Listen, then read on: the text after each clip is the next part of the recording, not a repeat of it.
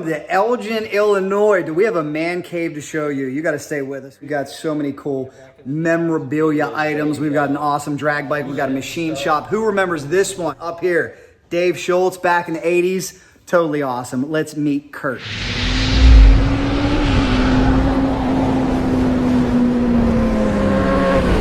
Ladies and gentlemen, it's my pleasure to introduce you to my good friend over here, Kurt Sikora. Thank you so much for having me. I'll give you a pound. This is just a man cave utopia. Thank you for having us down here. You're welcome. But the first thing, I see some guys sitting at your bar. Kurt, who are these guys? Wait a minute. The Pro Street Legends?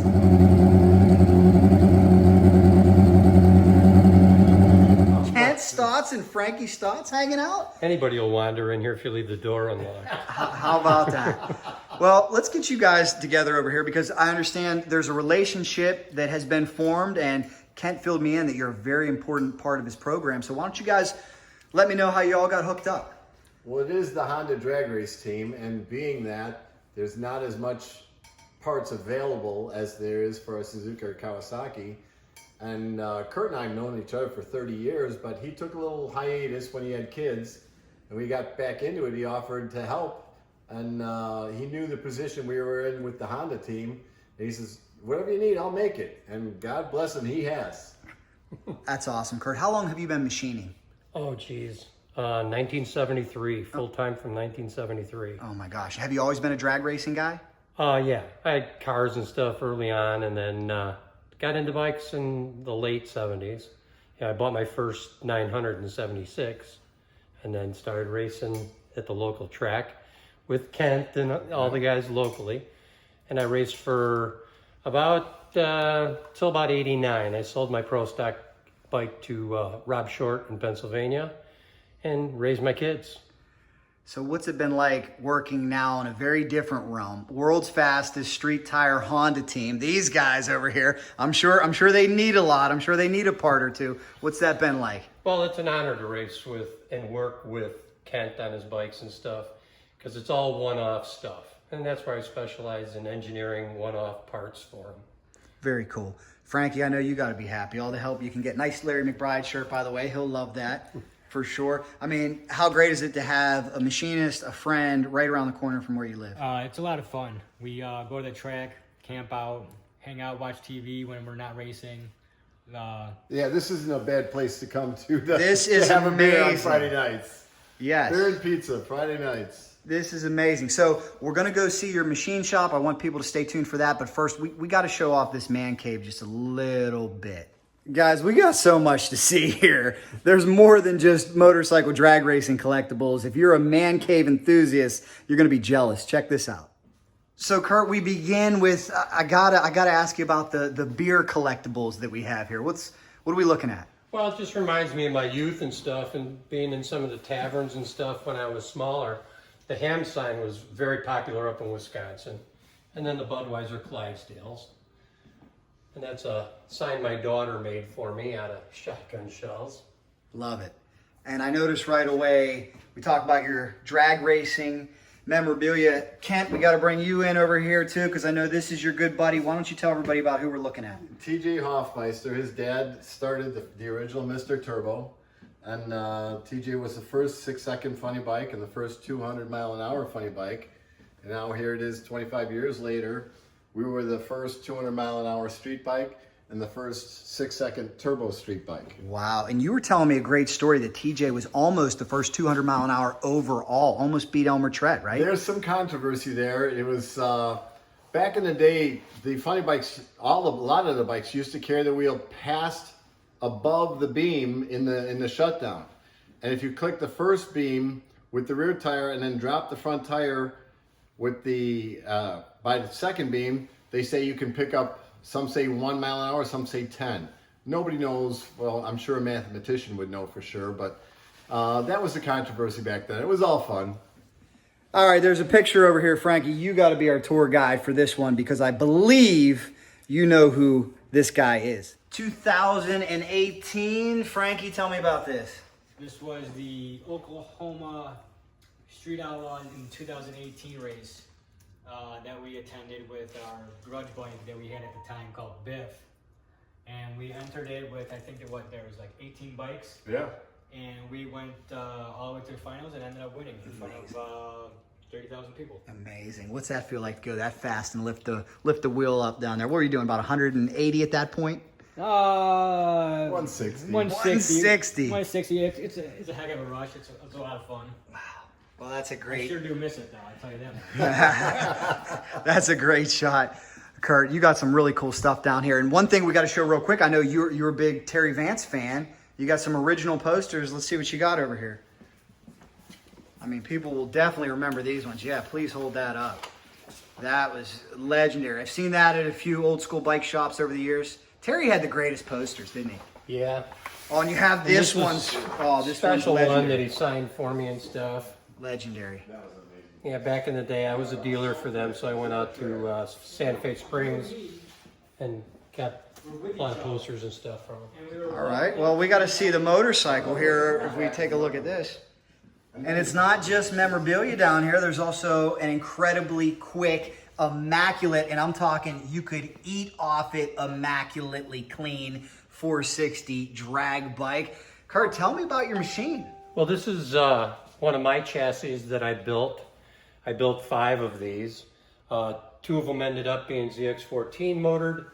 One of them is a Busa motor. The rest of them are either KZ like this or GS's. But this is my personal bike. Gorgeous. And what's going on right now? I know you said you got the body work Yeah, off. the body work is being painted, and I better have it by spring. I doubt that I'll have it for Man Cup, but because he's really dragging his feet. 460 is really growing in popularity. Are Oh, you enjoying yeah. that class?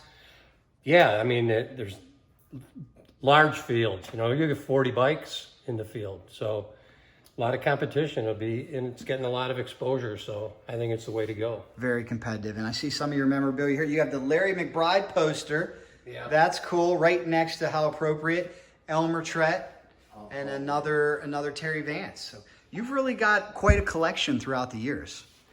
Yeah, you know, they were free, except for the lithograph. Except for Elmer. I paid for that. Did you ever have the pleasure of watching Elmer Trett race? Oh, certainly. I've got a pile of pictures that I took at races back in the 80s at IDBA events. I got all kinds of pictures of Elmer. And we could spend so long down here because this is awesome. One I got to show, though, before we get out to the machine shop. Here's one that's special. I had this. I unfortunately lost it. Dave signed me this one. I think it was my 6th birthday, Adco, New Jersey. He had set a record. That was my all-time favorite paint scheme. That is such an amazing motorcycle. Yeah, the Eagle one, it was sharp. Do you remember, did you get to meet Dave a few times? Oh, yes. I had many conversations with Dave. What are your memories of Dave? He was a good guy, very helpful if you had questions, technical questions. He was really a wit with that stuff. Very cool. I appreciate you showing this. How about we go up to the machine shop? Sound good? Sure. Kurt, we're heading up to your machine shop, but first, you got a very interesting way of bringing motorcycles down to your man cave. Tell me about what you got going on here. Well, we set up a bridge crane over the stairs going into the basement from the garage so that I can lower the bikes in here to work on them during the winter. How about that, Kent? That's the way to do it. And guess what, guys? Yes, he does have a Corvette as well. Tell me about what we're looking at over there. It's a 69 Corvette that I bought as a basket case. And it was just a body sitting off the frame. And it was all a mess. Guy taking it apart, got over his head. Couldn't finish it. So I went to all the swap meets, got all the parts I needed, put it together. It's got a GM Performance ZL1 block in it. Wow. And it's all aluminum, fuel injected, Richmond 6-speed overdrive in it. It's bored and stroked. It's 496. Got a big comp full roller mechanical cam in it. And it's been on the cover of magazines, right? Cover of Vette magazine in 02.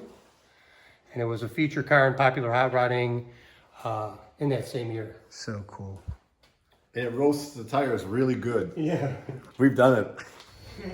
I hope you guys are enjoying this. We told you this would be a cool tour. We travel far and wide to bring you the best. Let's check out the machine shop. There's a lot to see in here. Whoa, look at this oasis of speed. We got a lot to see in this machine shop. Kent, Kurt, what are we looking at here? Where do we begin? Well, this is one of my chassis that I built. I always wanted to have my own chassis out there, and I built 5 of them. This is one of the remaining ones. The rest of them have been sold. How long have you been building chassis? Well, these I made these about 4 years ago, 5 years ago, and I haven't had to make another one because I haven't sold them all. I can tell just from talking to you here for a short period of time, you're a very intelligent and skilled man. How long have you been in machining? What is your background here? Well, I started working for my uncle back in 1973 as a tool maker, building molds, and been doing it ever since. That's amazing. It's amazing what you're able to do here. And like I said, Kent, having this smart man right around the corner is a little bit of a benefit. You're not necessarily in NASCAR country here in Chicago. No. But one of the things that separated Kurt from most of the other machinists I've ever been around is the EDM machine on your left here. Show me what an EDM is. Well, Kurt can tell you more, but I came up with a few. I always come up and give people that help me, I give them the problems. I want this. I don't know how to make it happen. Steve Nichols knows how to make it happen in an ECU. Kurt knows how to make it happen in a machine shop. And I said, nobody can do this. He goes, I can do this. And this is what he does. Well, it's an electrical discharge machine, and what it is you make a graphite or copper electrode, and it erodes the steel away in any particular shape you want, and holds tolerances of less than 1/2 thou. 1/2 thousand. Wow. So in layman's terms, what are we doing with this machine? Where does this... Well, sometimes I'll burn splines for sprockets, or if I've got some kind of gear drive or something, I'll burn slots for them to fit together and stuff. Stuff that you And can't anything, machine. yeah, stuff that you can't machine. You can create a dead sharp corner with this machine, where you can't with a machining center because it's got a cutter that's a diameter, and you'd always leave a radius in the corner. These will burn everything dead sharp. Wow. How long have you had this machine?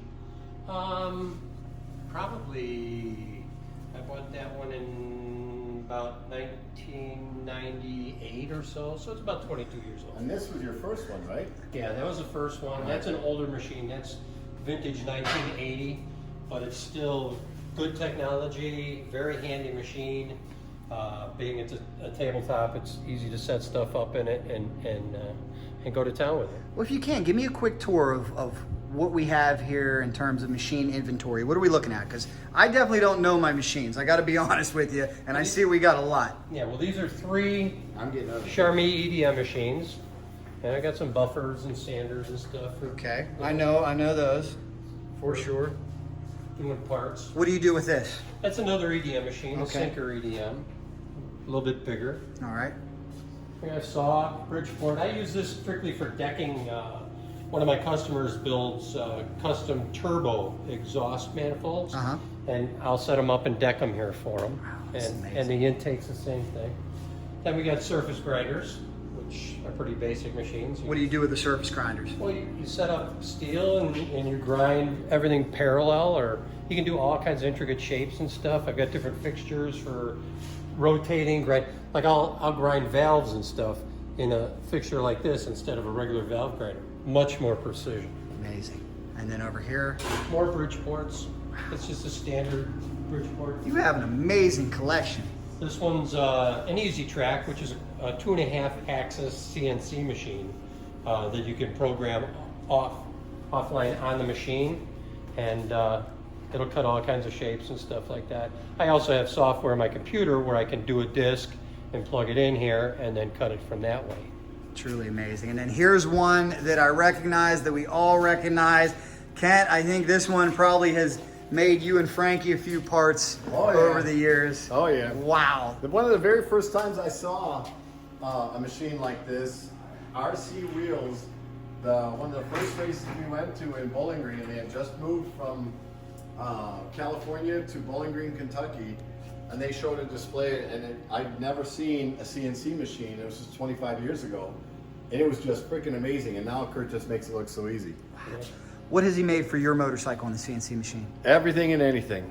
It's basically, I say, Kurt, this is the problem I have, can you do it?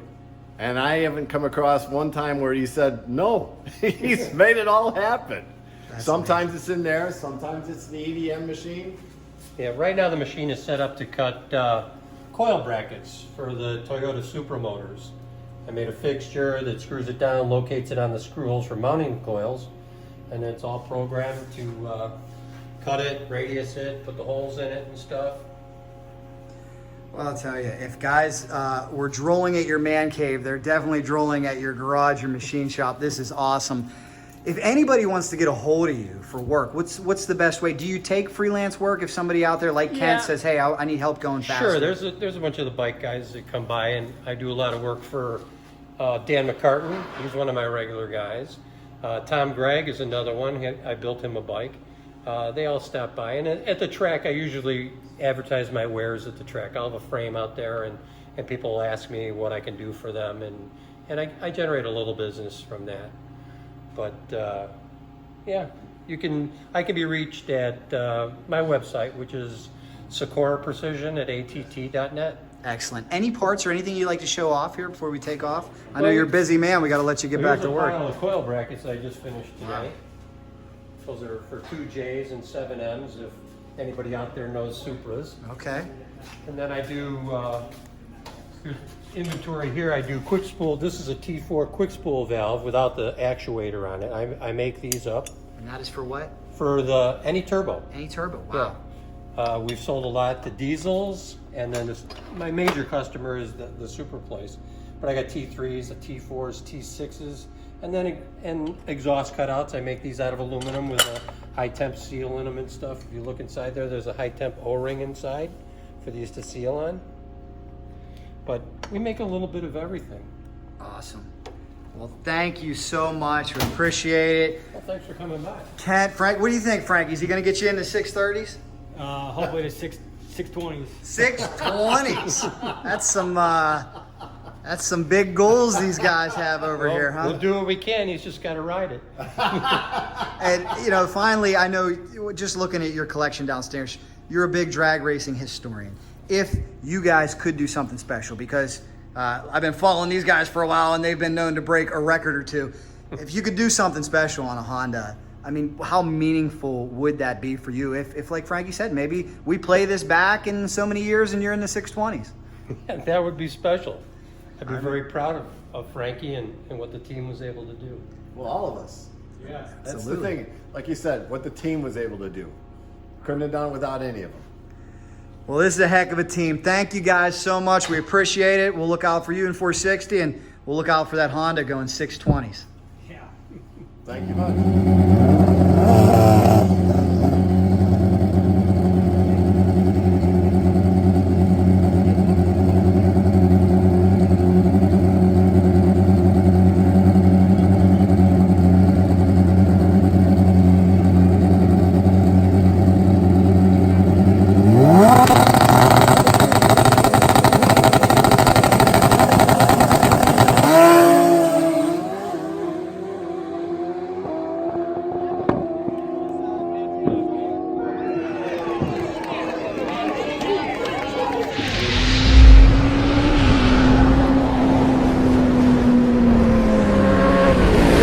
Motorcycle Fanatics, thank you so much for watching. Please hit subscribe, like, leave us your feedback. We never want you to miss a video. In fact, speaking of videos, here's another video I want you to check out. If there's anything fast motorcycles, we're in. Cycle Drag rolls on.